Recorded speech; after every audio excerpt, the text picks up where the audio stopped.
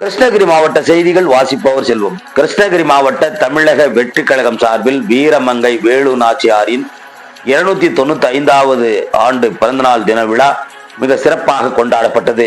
கிருஷ்ணகிரி மாவட்டத்தில் தமிழக வெற்றி கழகம் சார்பில் தமிழக வெற்றி கொள்கை தலைவரான வீரமங்கை வேலு நாச்சியாரின் 295வது ஆண்டு பிறந்தநாள் விழா சிறப்பாக கொண்டாடப்பட்டது. சிவகங்கை நகரில் இருந்து காளையர் கோவில் செல்லும் சாலையில் ராணி வேலு நாச்சியாரின் மணிமண்டபம் உள்ளது.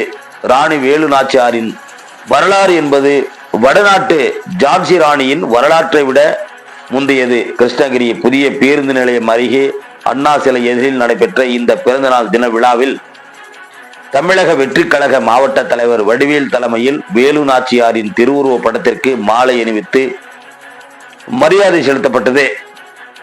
இந்த பிறந்தநாள் தின விழா நிகழ்ச்சியில் மாவட்ட செயலாளர் சுரேஷ், நகர தலைவர் சசிகுமார், நகர செயலாளர் அருள், கிழக்கு மாவட்ட விவசாய அணி தாமோதரன், பர்கூர் ஒன்றிய தலைவர் குஷி சிவா, காவேரிப்பட்டினம் நகர தலைவர் குமார், காவேரிப்பட்டினம் ஒன்றிய தலைவர் விஜயகுமார், ஒன்றிய மீனவர் அணி தலைவர் ரத்தனவேல், மேற்கு மாவட்ட விவசாய அணி தலைவர் நாகராஜன், வேப்பரப்பள்ளி ஒன்றிய தலைவர் பாக்கியராஜ், சூளகிரி ஒன்றிய தலைவர் சிவராஜ், கிளமங்கலம் ஒன்றிய தலைவர் முனிராஜ், மூர்த்தி, அஞ்சட்டி ஒன்றிய தலைவர் பட்டாபிராம், மேற்கு மாவட்ட மாணவர் அணி தலைவர் பிரதீப், ஓசூர் மாநகர நிர்வாகிகளான தொல்காப்பியன், அன்வர் பாஷா, போச்சம்பள்ளி ஒன்றிய தலைவர் சபரி, மகளிர் அணி தீபா, மங்கம்மாள், இந்திரா, கோவிந்தி, சுபா, சங்கீதா, பாரதி மற்றும் கழக தொண்டர்கள் ஏராளமானோர் கலந்து கொண்டு வேலு நாச்சியாரின் திருவுருவ படத்திற்கு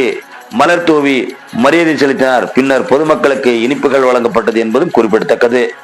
கிருஷ்ணகிரி மாவட்டத்திலிருந்து செய்தியாளர் மேகராஜ்.